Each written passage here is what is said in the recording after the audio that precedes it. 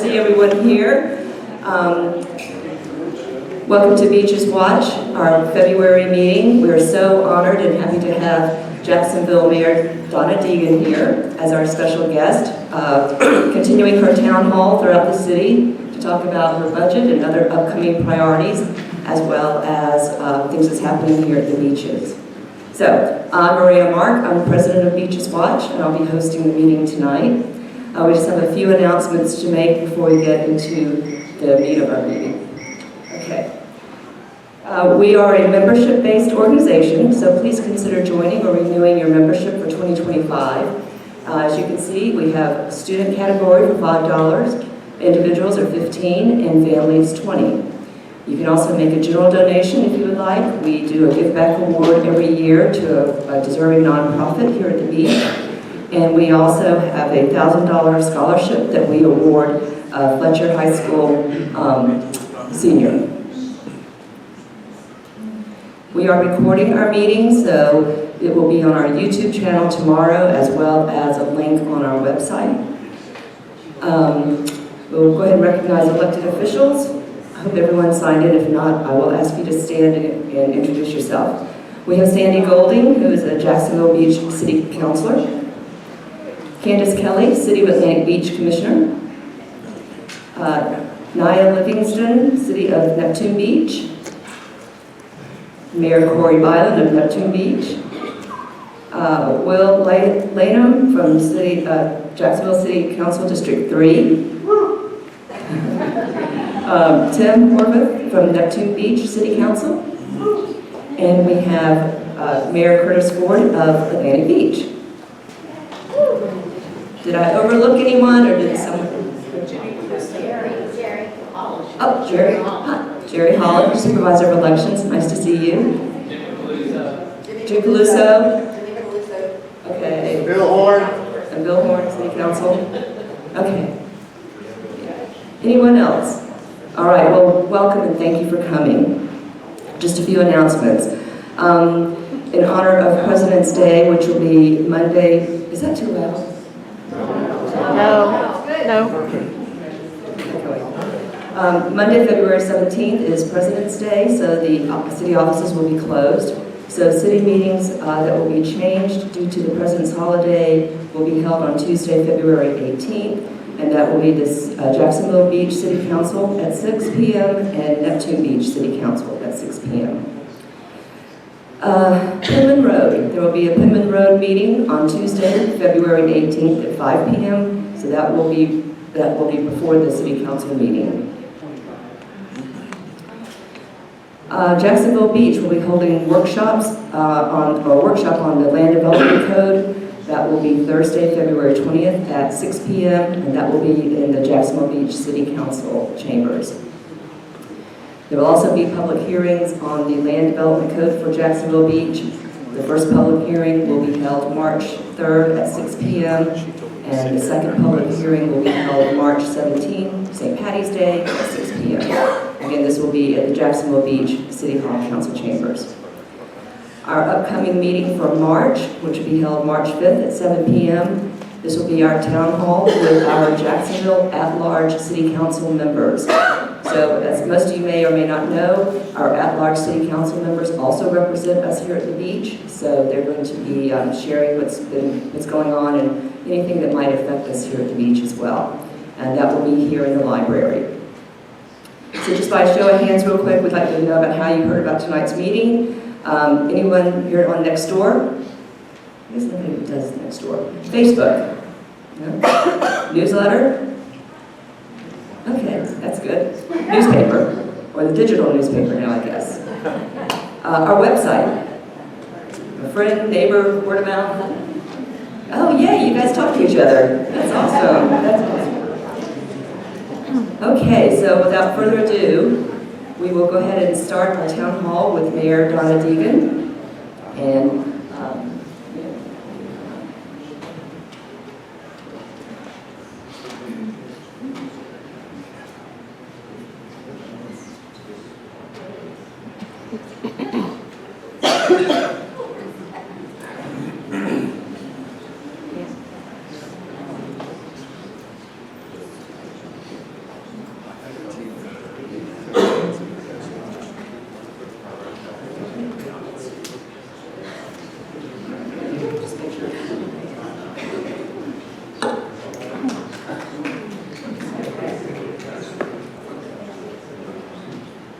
Good evening, neighbors. How are you?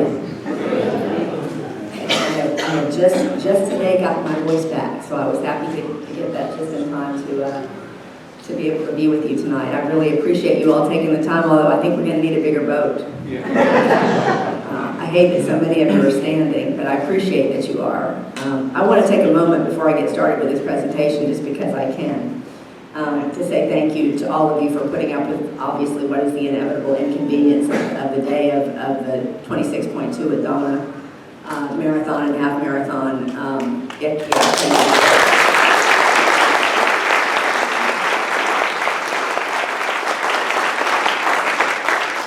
I cannot even begin to tell you how proud it makes me when so many people from all over the world come to me during and after that race and tell me what incredible people you are, which of course I already know.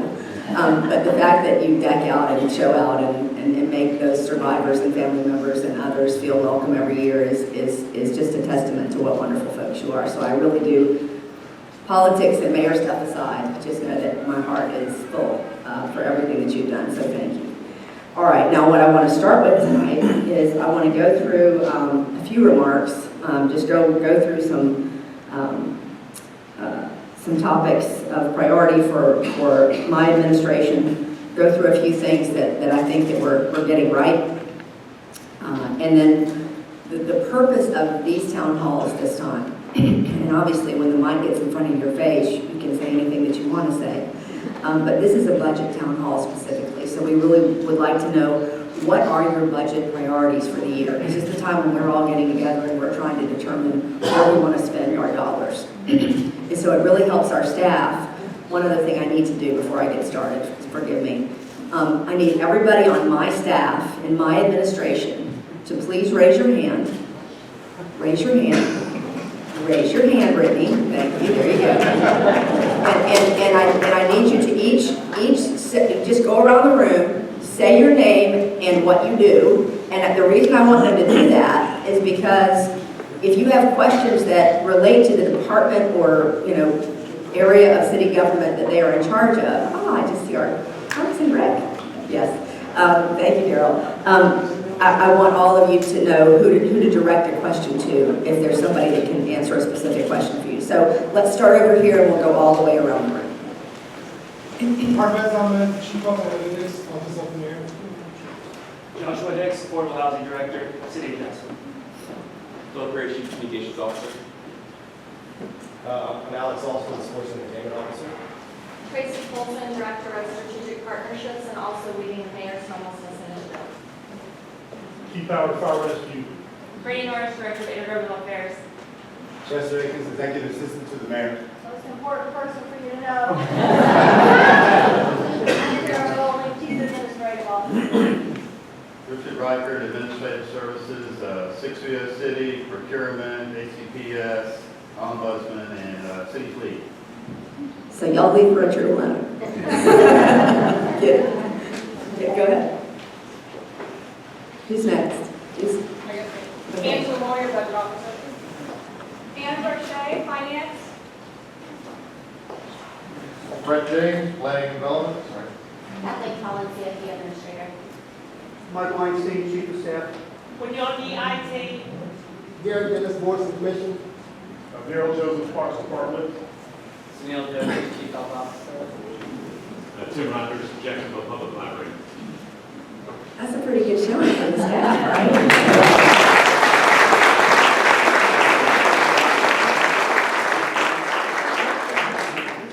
And Nina Stickler. I'm sorry, Nina. No worries. Nina Stickler, Director of Public Works. They're a very important one. These are folks who are very, very involved in the day-to-day operations of the city and in some of the things that I'm going to be discussing tonight. So again, welcome to our budget town hall. Tonight really is about making all of your voices heard, and we want to hear your budget priorities. So we're holding town halls now to get your feedback because we're going to be presenting a budget to the city council in July. That's our process. We present in July, then they have to review and pass it by mid-September. The city's budget year starts on October 1st and it runs through September 30th. There are 3 questions we ask ourselves when we look at each budget item. Will it bring the greatest return on investment for our citizens? That's the number one thing we ask. Will it support Jacksonville's fast growth? Will it improve the quality of life for everyone? So we have a very low cost of living and a very high quality of life in Jacksonville. We're focused on prioritizing the vital projects that deliver the best return. And many people are moving here because of that low cost of living and high quality of life. I know that's frustrating for some of you, but it is true. I think we had 17,000 people move to the area last year. What's that? She said we're closed. Yeah, we're closed.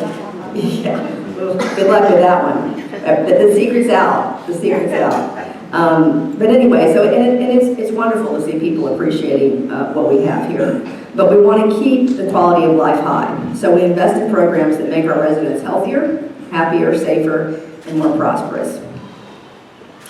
Want to talk about what we did earlier this year. We passed an agreement that will renovate our city-owned stadium and turn it into the stadium of the future. Hopefully the hiring of a new coach will make you feel a little bit better about that investment. But I'm also very proud of the fact that along with that, and the part, frankly, in which I played the greatest role as far as input of what I wanted to see there was the $300 million community benefits agreement. Mike Weinstein, my chief of staff, did an absolutely amazing job negotiating that deal on the stadium and the community benefits agreement. and I was the gnat that insisted that everything get done on deadline. News never started at 11:01 p.m., right? So if you set a deadline, you need to keep it, and we did. So I'm really proud of that $300 million community benefits agreement. It's the largest in NFL history, and that makes generational investments into workforce development, affordable housing, and homelessness programs. And it's also, it's going to complete our world-class riverfront parks too. They're all funded in that agreement. And you know, I don't know how many of you have been down to Tampa, but it was really those riverfront parks being activated that caused Tampa to take off. And I think it will do the same thing for our downtown. And I don't know how many of you go downtown. I hope you do these days. But I'll tell you, it is. If you're concerned about growth out here, one of the things you can help do is promote downtown. Listen, it's where we have room to grow. We have room to grow, and where we want to attract a lot of young talent and companies and people to downtown. It is truly a place where we have the ability to add people. And I want folks to see the future of that. The riverfront parks are a very, very big part of that equation. Also, and I want to thank Dr. Joshi for this, the number of people without health insurance in Jacksonville, largely due to his efforts, they were reduced by 34%, the number of uninsured during our Get Covered Jacks campaign. Our HealthLink Jacks telehealth program for the uninsured has saved $1.1 million in ER costs and made 2,600 patient connections. So if you don't know about that, make sure you learn. Sunil and Lynn Sherman have done a masterful job of trying to create avenues for us to expand health care for people. Primary care is not expensive. What's expensive is when you get cancer, okay? So if we can provide more avenues where we can connect people with services that already exist, then we're spending less money and we're sending less people to the ER. And that's what all of this has been about. Get more people covered and then connect the uninsured to services that already exist in our city so they're not calling the ER every time they get sick. And that's been very successful so far. Our River City Readers program, that's been a huge success. We started that with a challenge of 300,000 minutes read for the year, and we're now at nearly 3 million minutes read across the city, which was an incredibly important initiative because literacy is so important. It's an economic development issue, it's a public safety issue, it's a quality of life issue for our entire city, and we need to get kids reading at that 3rd grade level, and we are getting there slowly but surely. The Emerald Trail. In partnership with JTA and Groundwork Jacks, we opened the first segment and we won the largest federal grant in our city's history, $147 million. This 30-mile trail is going to connect our historic neighborhoods to downtown and create new opportunities for small businesses, not to mention the health benefits there. Down payment assistance. We committed $2 million to the city's down payment assistance program, which helped 27 first-time home buyers close on a new home. 23 more families are in the process of closing now, and we hope to support another 30 to 40 individuals this year. Our police and fire, so important. to our city. We finalized a historic union agreement with higher salaries and a return to a defined benefit pension for our first responders.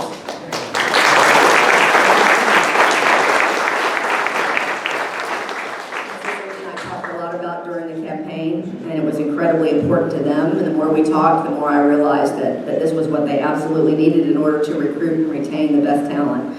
And so now we have this wonderful opportunity, and from what I've been told, recruitment is really off the charts these days since we've been able to do that. So I'm thrilled about that. Infrastructure and transportation. We met our annual target funding for critical infrastructure projects, including road construction, drainage, pedestrian crossings, and sidewalks. We are leveraging the work of our groundbreaking resilience plan to smartly invest in projects which will be able to withstand and redirect rising water, cool historically hot neighborhoods, and view trees as infrastructure, which add more than shade to a street. Public safety, once more on public safety, we continue to make the necessary investments that will keep our citizens safe and healthy. JFRD will see more than $28 million in construction of new fire stations so that response times keep decreasing. And the other great thing about that is it dramatically reduces home insurance for people who haven't had a station that's near them. So it's really good to be able to expand and better these stations. This budget provides funding for up to 40 additional police officers as well on the streets. That's part of our plan to add 200 in 4 years. We have a large city, and we need to make sure that response times are what they should be. Affordable housing and homelessness, big issues for our city, twin crises. When it comes to making housing more affordable, Jacksonville will have nearly 4,000 new units completed by the end of 2025 because of our focus on addressing this challenge. The city has committed $2.5 million to launch JFRD's homeless outreach team and increase the number of beds in our area shelters. Y'all, I'm gonna have to put the glasses on tonight. I'm sorry, I'm having a tough time seeing my notes. I keep trying to pretend I'm 25, but it's okay. We have taken a collaborative approach to developing the countywide homeless outreach program by bringing all of our partners to the table, including JSO, JFRD, and our nonprofit shelters. We have a whole plan on how we can end for once and for all our homelessness issues. During the budget process, we proposed 2 programs which would have brought us closer to solving this double-sided crisis. The City Council Finance Committee cut our $10 million for homeless outreach to $1 million.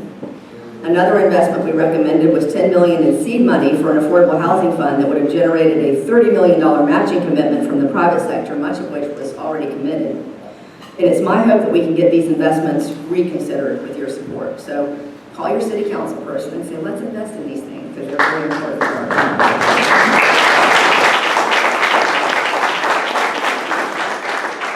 We increased the number of Jacksonville's small and emerging businesses by 30% and grew the number of contracts awarded to them by $22 million year over year.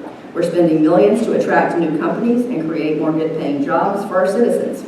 So, as you know, time is money with business. With major investments in people, process, and technology, we cut the time it takes for a permit to be marked as final to 40 days. It used to be 100.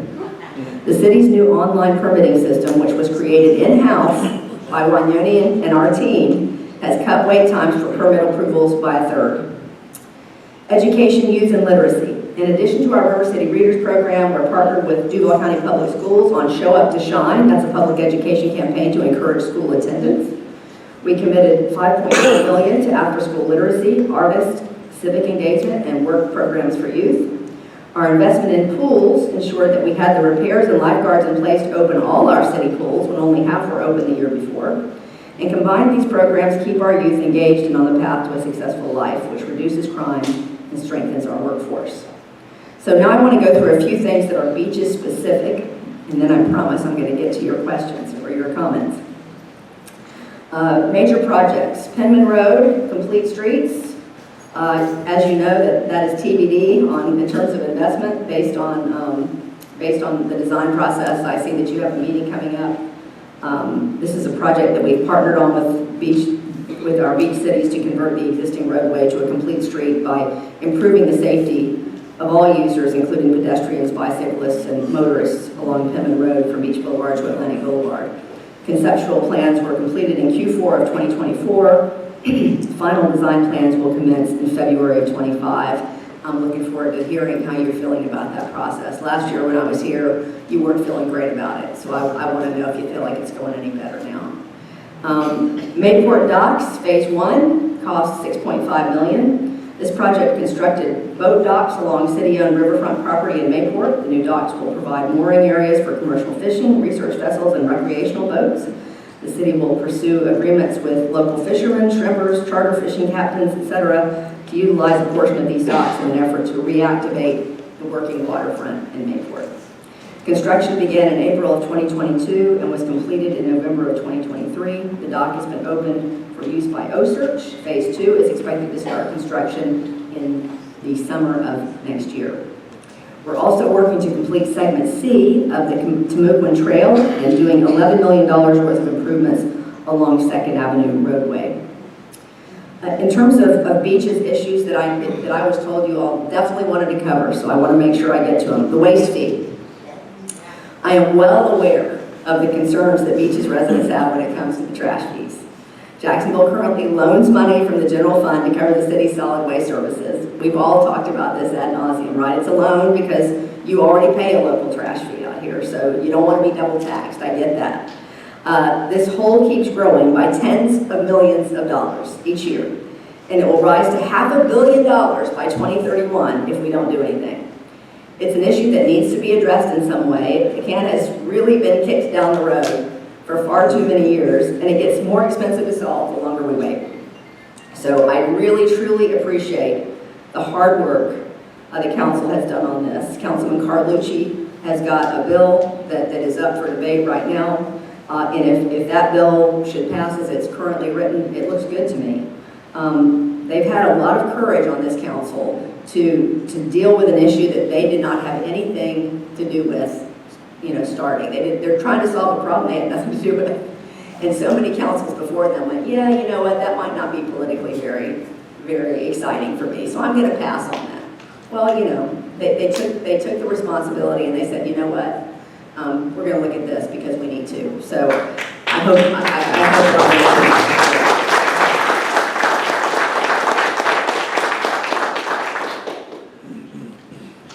homelessness. While I mentioned our homelessness work earlier, I did want to give you an update on our collaborative efforts with the beach cities. We have met with each of our mayors, city managers, and police chiefs to learn more about each city's specific needs when it comes to homelessness. Keep in mind that your police departments are required by state law to enforce the ordinances on homeless camping. That aside, we have been discussing an interest in expanding the Homeward Bound program. That's a voluntary program that helps homeless individuals get back to their hometown. And I know a lot of people may have a bad feeling about this program. I've had people say that to me before, oh, you're just putting people on a bus and sending them. We have had people thank us for getting them out of abusive situations and getting them home. I have met more people than I would have imagined that have said they are grateful to be able to get home because they're in a bad situation they don't want to be in here. So we are going to continue to look at that program, and we might be looking at expanding it. It helps them get home, and we're exploring with your city leadership how we can do that from a funding and organizational perspective, as well as how we can support in other ways. The JFRD PATH team, our countywide homeless outreach team, has been working 24/7 since November to connect homeless individuals with resources. If you happen to encounter someone in need of assistance, you can call 630-CITY, 630-2489 to report it. So far, they have only received 1 citizen report in Mayport and just 3 to the west of the ditch. That's it. With that in mind, let me take a moment to dispel any notion that you may have heard from anybody that the number of homeless individuals in encampments is 3 times what it was before. In our conversations with your police departments, we understand there may be some new faces and a slight increase, most likely from seasonal trends. Anyone who tells you that Jacksonville is deliberately pushing homeless people out to the beach is detached from reality. I just want to tell you that. It's not happening.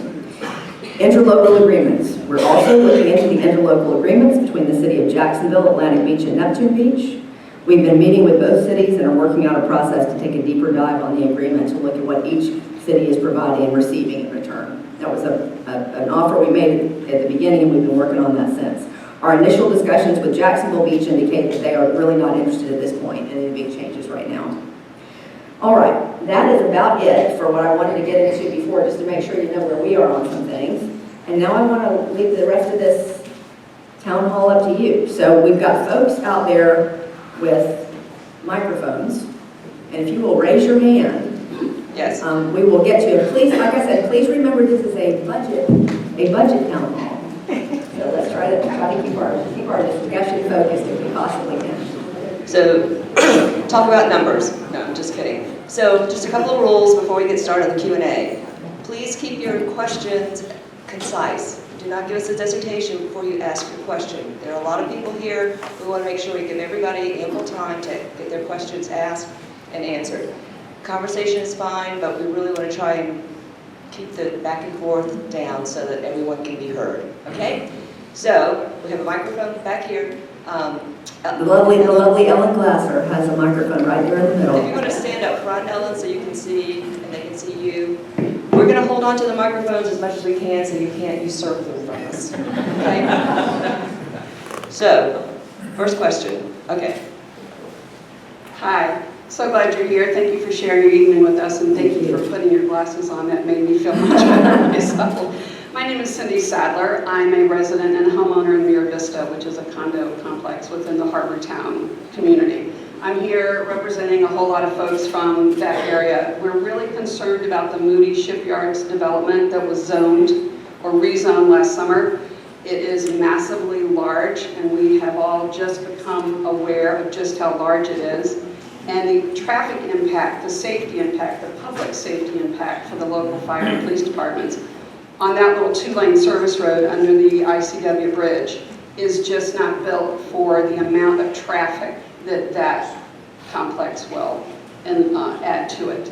So we've got a lot of questions, not for tonight, of course, but our main focus right now is addressing the safety concerns. I understand. The traffic on that two-lane road. Yeah, I am very well aware. As you may know, I live in Atlantic Beach, so I travel that road all the time. But I will say this: the developer is required to do a traffic study before anything happens out there, and required to come up, whatever that traffic study shows is required to come up with solutions before anything can be put on that property. So I would encourage you to be very involved as that process goes forward. And I'll keep an eye on it, but that's the next step. They have to do a traffic survey to find out what is the impact on traffic, and then what will they do to address the safety concerns of that small access road that comes out of that area.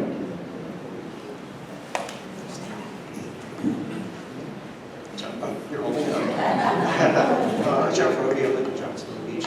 And my question is, can you hear me now? No, talk into it. Hello, can you hear me? I'm Jeff Roby. I live in Jacksonville Beach. I recently went down San Pablo Road, and you spent $20 million to basically expand it from a two-lane road to a three-lane road with a very nice multi-purpose, non-restrictive center lane for turning.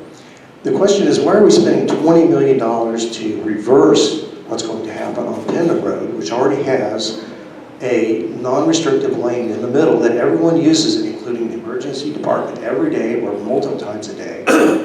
Why are we going to take this road and deconstruct it and remove this utility? It has a tremendous amount of traffic that goes along it and very few accidents, with the exception of an accident at Forest, which I'll talk about how that occurred. But why are we taking $20 million and investing in it to devolve this road when we could spend $20 million somewhere else? And it's saving you money, and it keeps the utility up the road.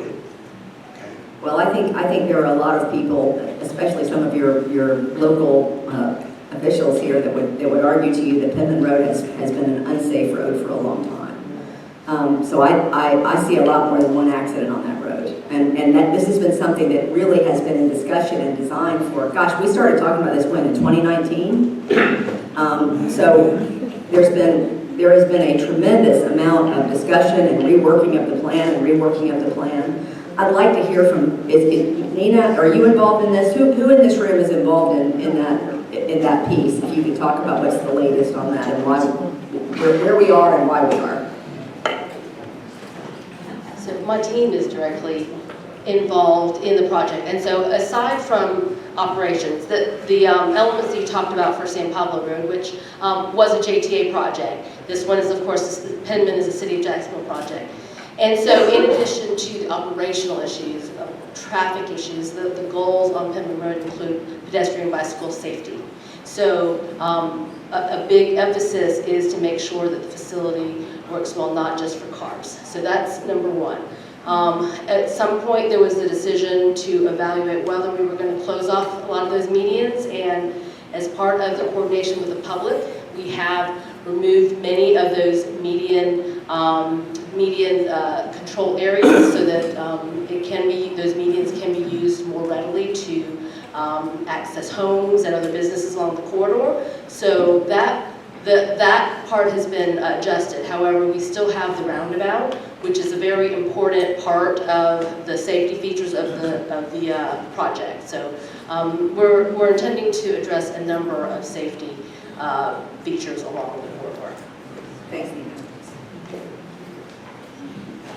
I'm never going to make everybody happy on Penman Road, I know, but I do think that there's been a great deal of public engagement and input on this, and hopefully we will come up with something that will make most happy. Next question on this side?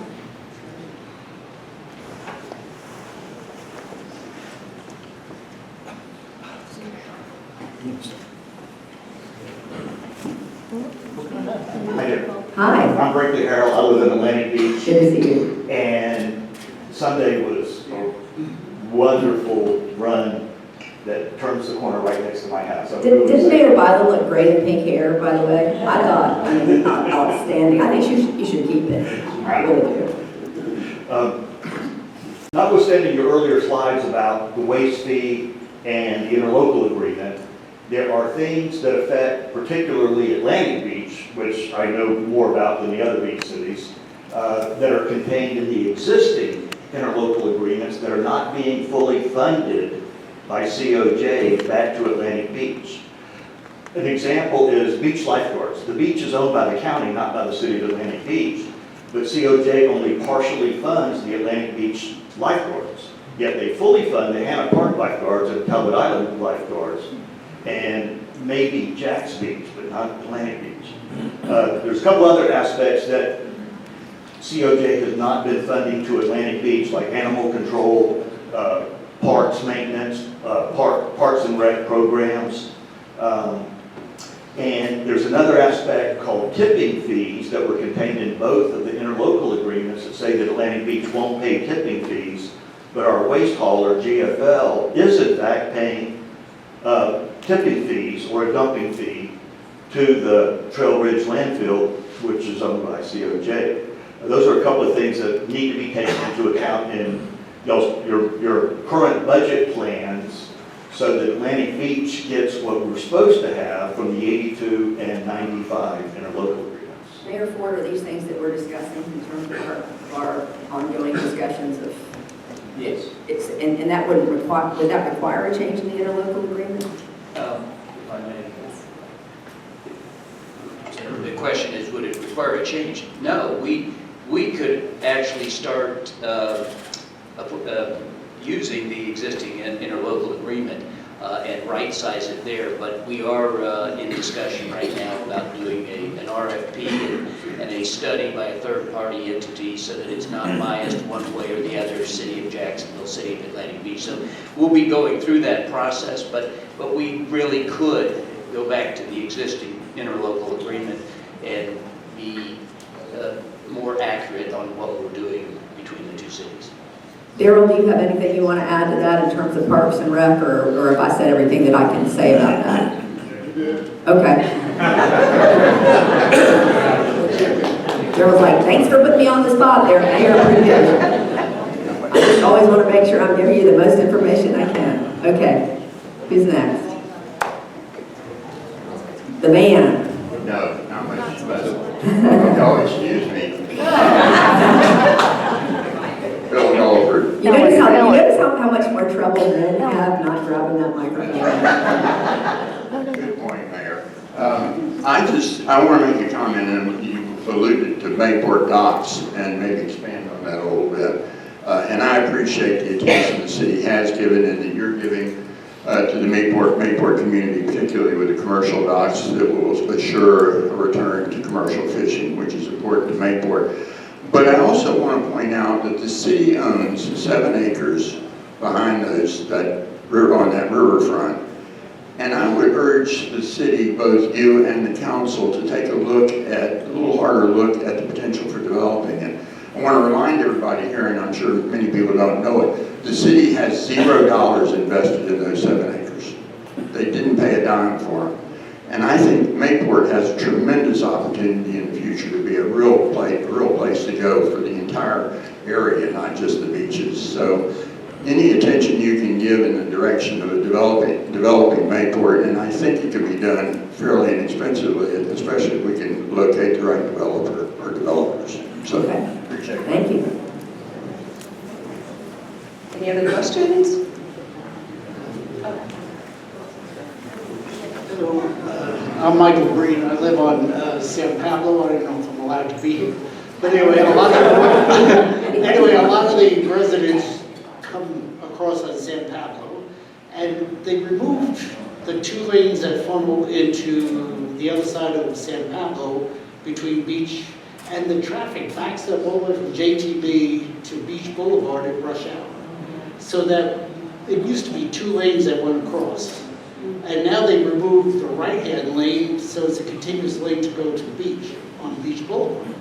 But now it backs up, and I ride my bicycle, that's my second question, is all the storm drains are plugged with pine needles, and all the water covers, they're all broken, and there's cones in them. Okay. And a lot of kids use that. And I live in Marina San Pablo, and I go all the way to Planet Fitness. So I see all the traffic that's happening there, especially at rush hour. Somebody should really pay attention because everybody's backing up, and now we have that crazy interchange underneath JTB. So the amount of accidents that have happened there. But I'm just saying, if you look at it, from Mayo all the way to Beach Boulevard, everybody lines up because they know on the other side of the road, it's going to go to a single lane. Right. So, I mean, it's just something that you should look at. But Well, is that something we have any control over, Nina? We'll get with them to find these applications and we'll talk about traffic engineering group. Okay. We work with you. And in terms of the storm drains, that should be something we can look at, right? Okay. Thank you. Good evening, Mayor. Good My name is evening. Bill Mitchell. Hey, Bill.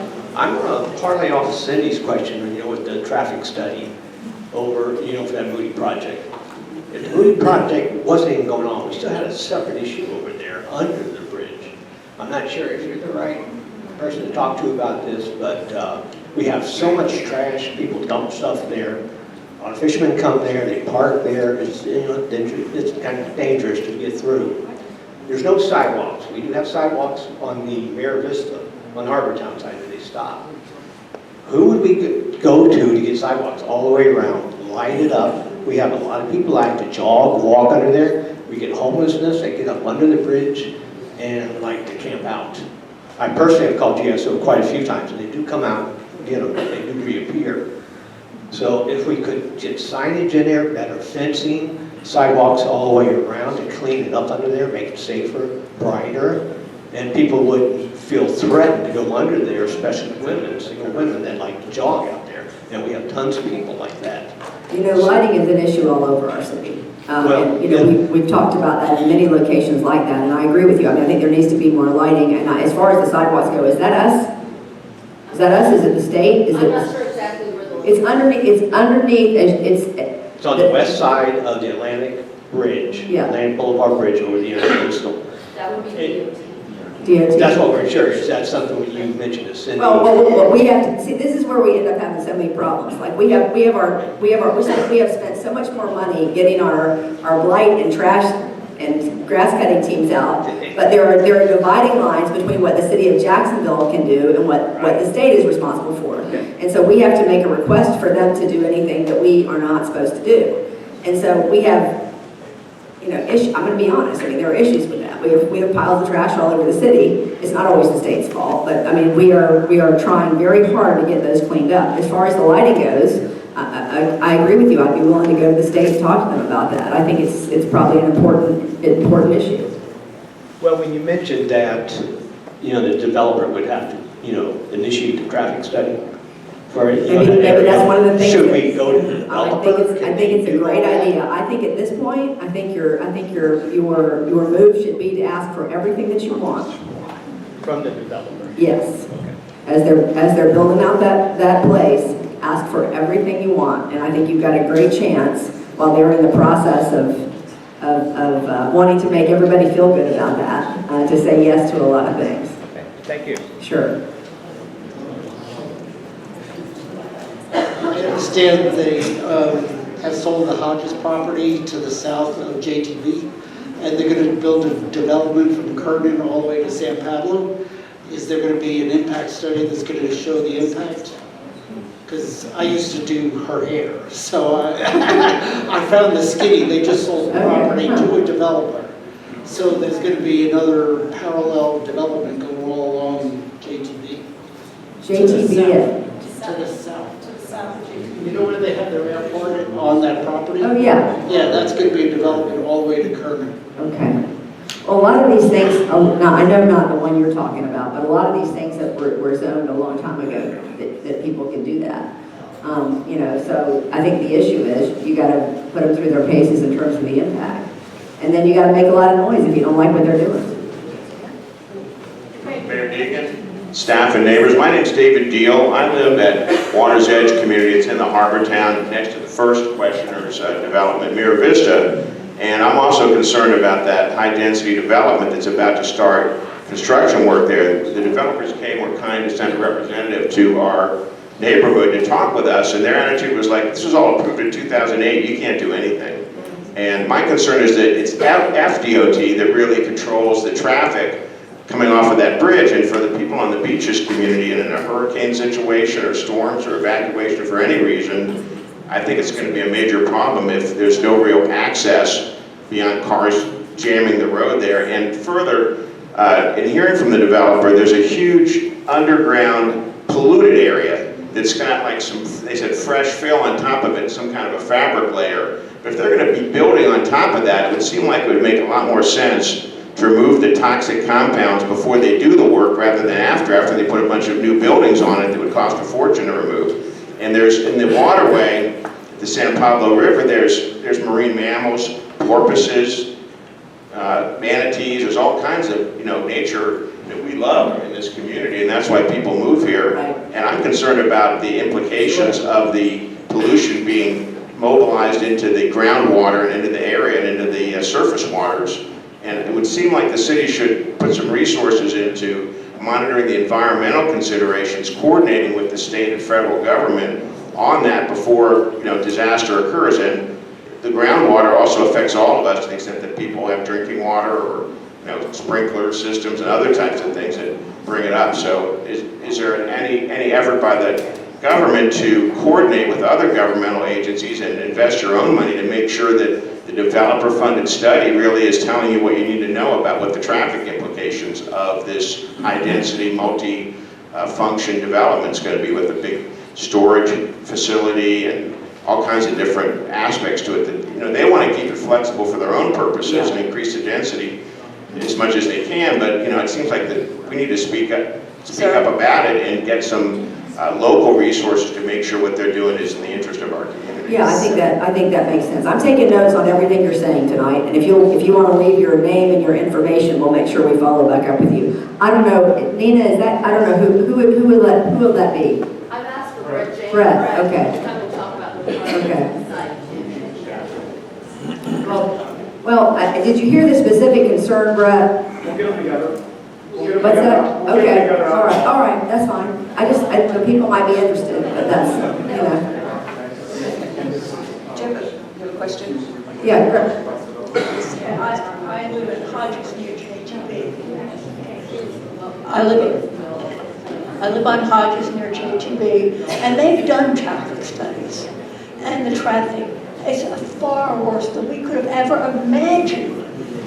And they did a new lane, and they added some arrows and some weird combination of lights. And they took me, It's very confusing. well, not only that, but everybody blocks up. So now we have to start in Jacksonville saying, don't block the box, because it's blocked for miles. Nina, the question is, I'm sorry, the reason I'm coming to you is because her last comment was, we don't know who to call, and I don't want anybody leaving here tonight not knowing how we're going to follow up on their question. So she's concerned about the traffic at JTB and Hodges. But the specific issue that you want addressed is what? Well, The new traffic light? The new traffic light has made things worse, along with the new lines on, we got a new lane like we asked for, but the traffic lights and the lanes don't match. So that project at JTB was done by DOT. However, I would be very glad to connect you. If I'll leave you my information, and we'll make sure that you get to the right person within traffic operations at FDOT. Well, that's, Nina is a superwoman, by the way. She does everything, but I lean on her pretty heavily. She knows all. Sorry, you've already got your chance. Well, you could do a sidebar. We have another person who has a question. Hi, I'm Hannah. Wow. Yeah, it's really close. Hi, I'm Hannah Moore. Nice to see you. Good to see you. I'm really interested in cost-benefit analysis around solar and other mitigating heat islands and the things that you mentioned in your report. And I wondered if you're doing cost-benefit analysis on having our public buildings and our new affordable housing developments to integrate that kind of technology. We are always thinking about those things in the city. We just came out with our 50-year resilience plan. A lot of that is geared toward how we're going to deal with rising water, but also what can we do to reduce heat islands? What can we do to reduce the heat in neighborhoods that are 15 or 20 degrees hotter than other neighborhoods? And that always comes down to anything between trees and solar and green roofs. And in fact, we're talking right now about where we can put green roofs on some city buildings to see if we can help with electric costs and all those things. We recently received almost a $3 million grant for, I forget how many chargers were associated with that. Several hundred, I believe, electric chargers around the city, which is another thing we want to expand because we're right on the interstate. I'm not sure what the status of that is right now, but we're still hopeful that we're going to receive it. But yes, absolutely. That is always in process between Ann Colanesi, our resilience director, and Ashante Green, who handles sustainability for us. We're constantly working on those things.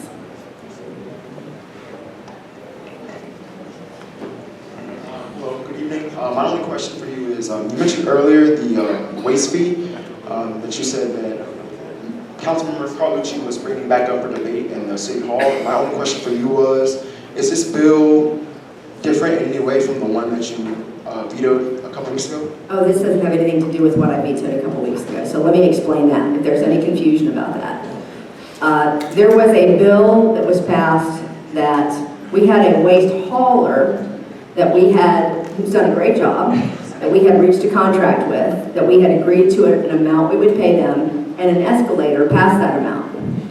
And they came back and asked for more than triple that amount. They came to the city said no, they went to council, which from what my general counsel told me was not legal, and they got it passed. And so I vetoed the bill, and the general counsel said in fact it was not legal to do that. So that is simply a matter of executive branch versus legislative branch, but also what I determined to be a fiscally responsible move, because if a company says they're going to provide a service and they agree to a contract and an escalator in that contract, they should provide that service. So that was simply my view on that. This has nothing to do with that. This is We have been for years and years, for 15 years, we've had our garbage fee at the city of Jacksonville at $12, okay? It costs $33 for that service.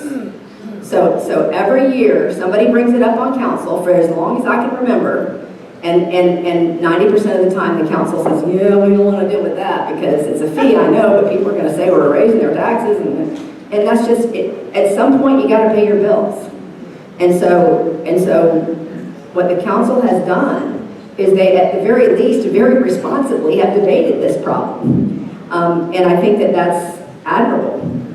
So if they come up with a solution, and what it looks like we have right now is a stepped-up approach to try to get to where we can actually pay for that service instead of being $100 million in the hole, then that's something that I would support. And there, by the way, there is a separate piece of legislation that goes along with that bill that would exempt people that I believe are at 150% of poverty. So they would still be able to pay the $12 as opposed to the, that's my recollection. If I'm wrong about that, please have a city council person correct me, but that's what I think is the bill in its current form. Do we have any other questions? Here, right here. Okay. Hello, I was wondering if, am I doing it right now?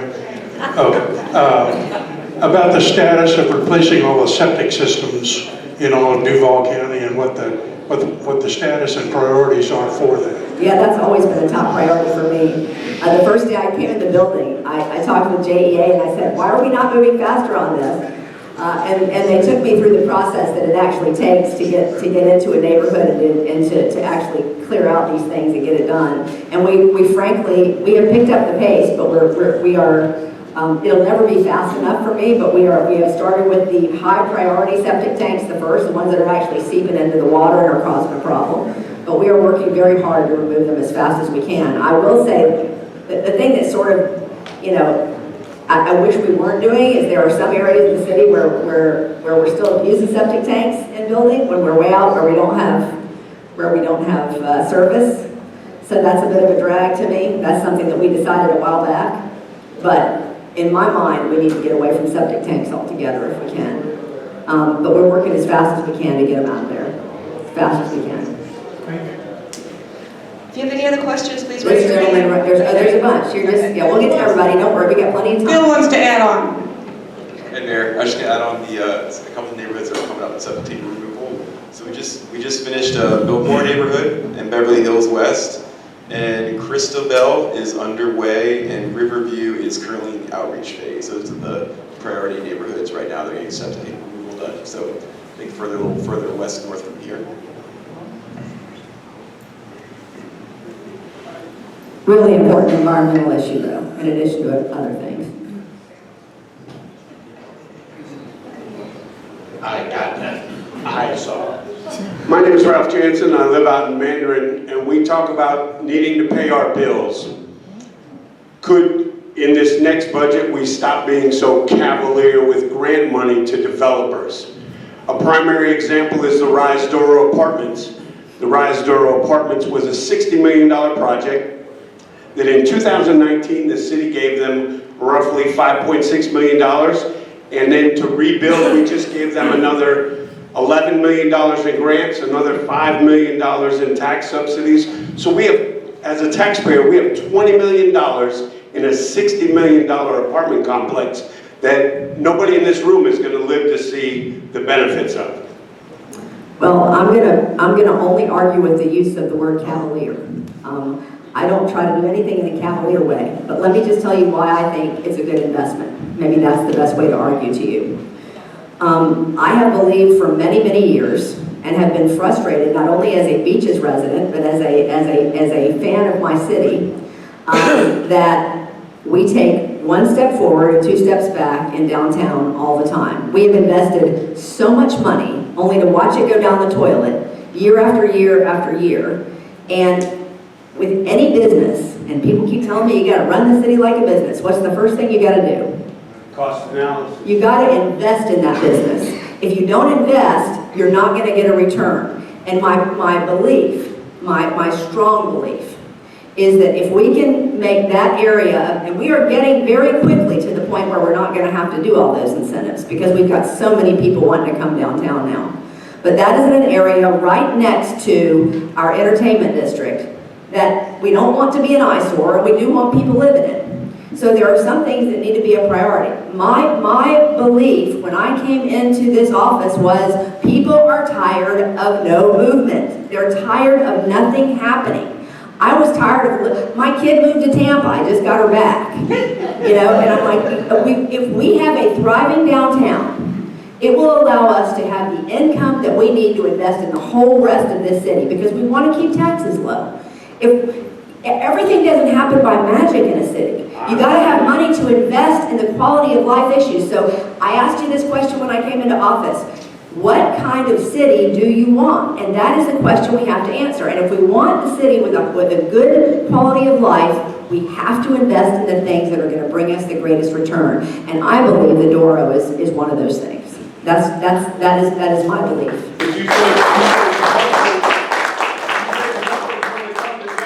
Yes, if you read the Jacksonville Business Journal, just like the developer that just bought the Bank of America building, the last part of his comment is, Jacksonville knows what it wants and is willing to give us the money to do the things. Because we've got to reach a combustion point where we've got enough going on that everything just starts to go. And we've never, ever invested for long enough and with enough intention to make it happen. And now we are. And if you drive down to downtown, I know y'all don't like crossing the ditch. If you drive to downtown, what you're going to see is a bunch of cranes in the air. So not only have we started work on the stadium, we've got the Four Seasons going up, we've got all the riverfront parks going up, we've got development going up on the Pearl Square district that's in a part of downtown that's been neglected for years. This is all stuff that once you reach a point to where enough is going on at once, you're not going to have to continue to do that. We're not there yet. We have to continue to invest, and I promise you, I believe with all my heart at the very least, that we are going to see a great return on that investment. But thank you for your time.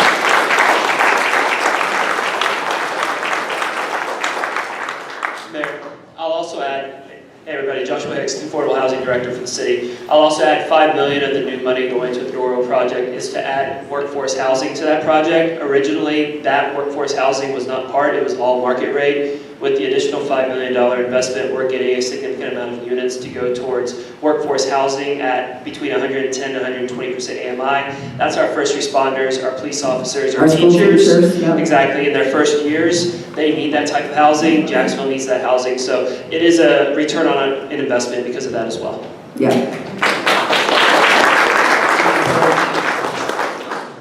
Thank you. Mayor, thank you so much for taking time to the beaches tonight. I applaud the fact that you're looking at right-sizing the garbage fees for the residents of the city of Jacksonville. That's the first step, is stop that hemorrhaging, all right? But then the next step is to pay down that debt to the general fund. And That's right. I don't know that you said how you said it would approach $500 million in 10 years or whatever. What is it today? It's $100 million. $100 million, okay. Yeah. So, but it grows quickly.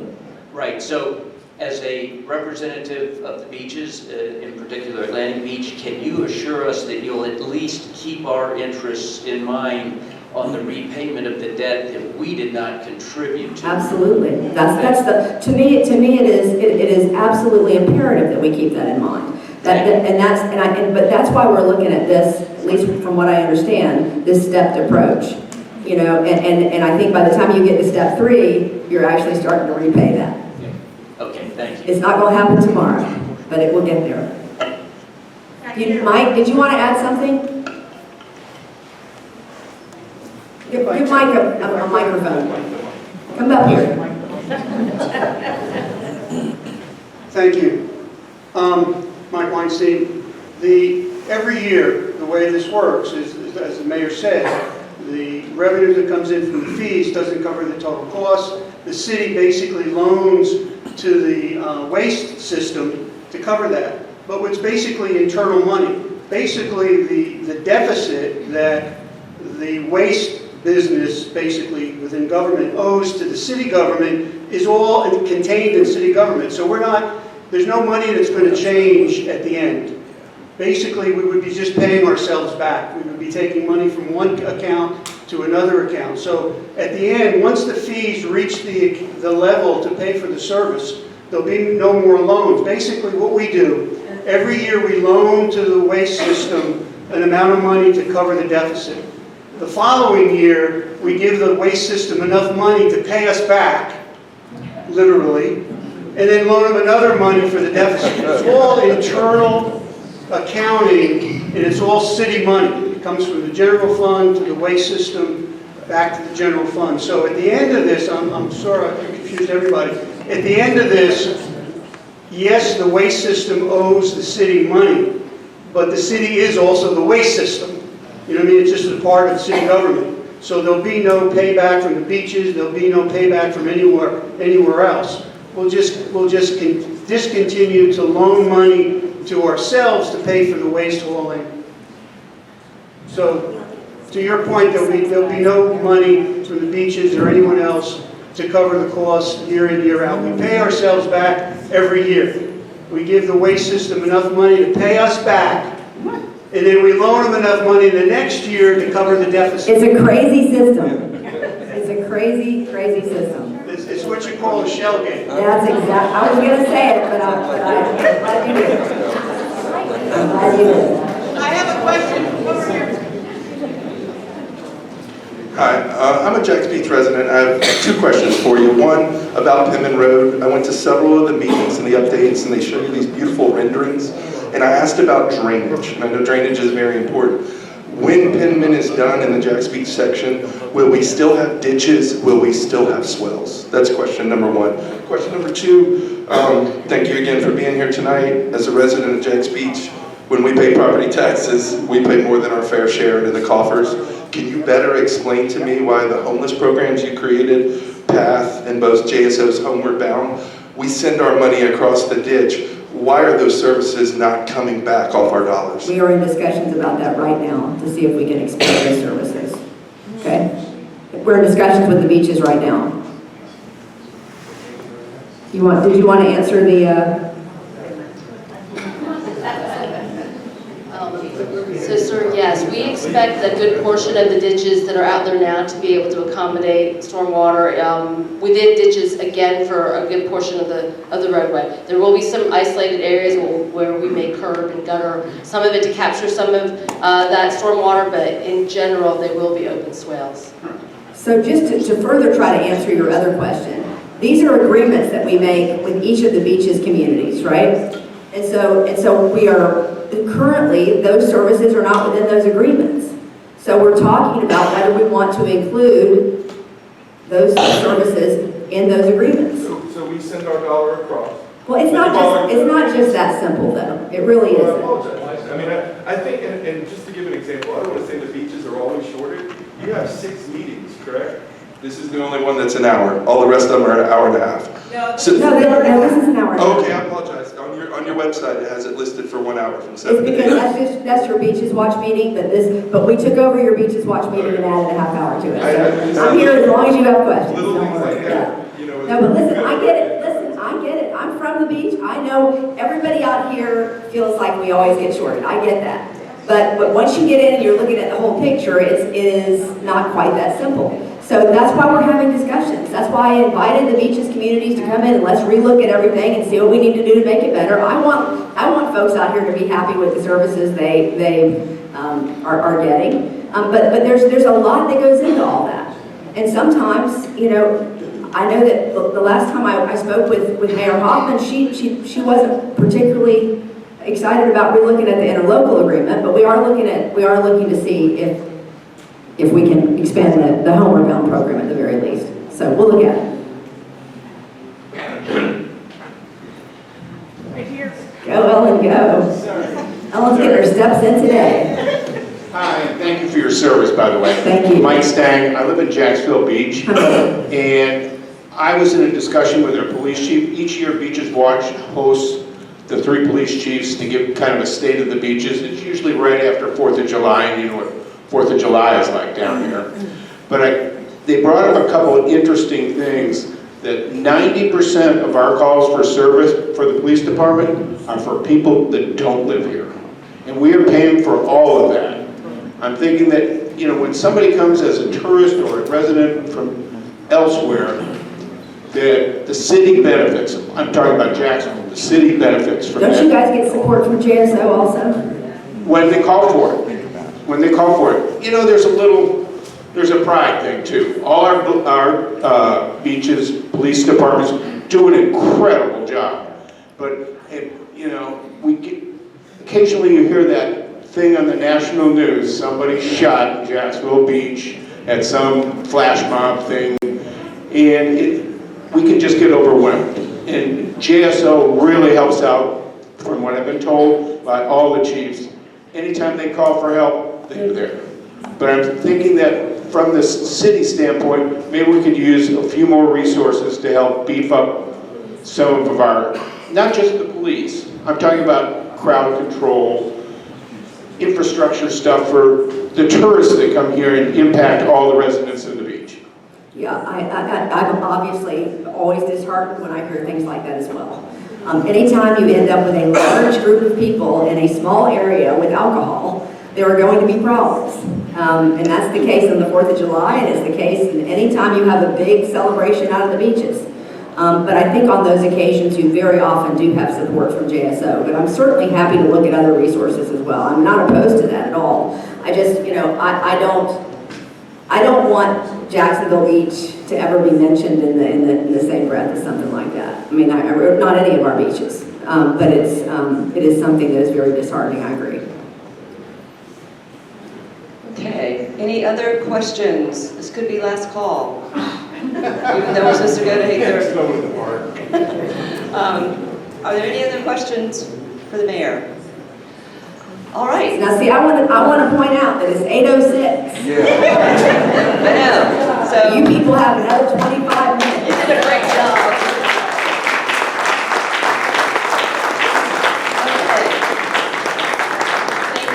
Thank you, Mayor Deegan. Listen, I want to thank you all for taking the time to be here tonight. We probably do need to find a bigger room for this, maybe. I don't know how, but I would love for everybody to be able to sit down. And if you didn't get a question answered, or you had something that wasn't budget related, or you had something that you wanted to share with our staff, we do have comment cards for you to fill out, and we can connect you with whatever person in the city can help you with that issue. I would just say to you that, and hopefully you know, as one of your neighbors, I always have an open door and a listening ear to anything that you want to bring to me. I want the quality of life at our beaches to continue to be wonderful. And I know that there is concern about growth, and I know that there is concern about traffic. We're going to have to manage all that stuff. But again, send those people downtown. Okay.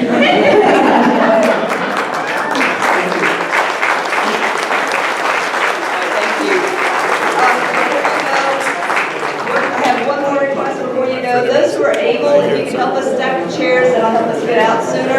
And I want to give the hands sign